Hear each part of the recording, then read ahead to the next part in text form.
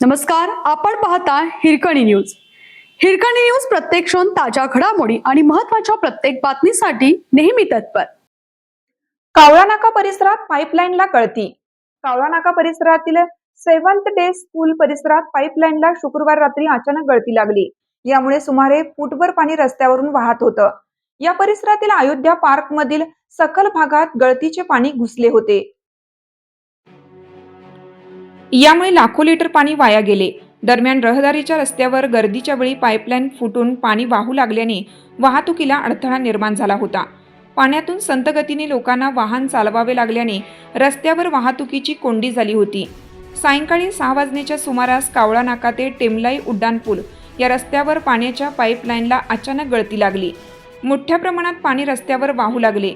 पाणी वाहून सकलात असणाऱ्या अयोध्या पार्क संकुलातील पार्किंग एरियात घुसले.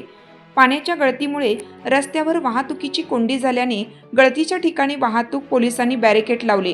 रात्री 9 वाजले तरी गळती सुरूच होती.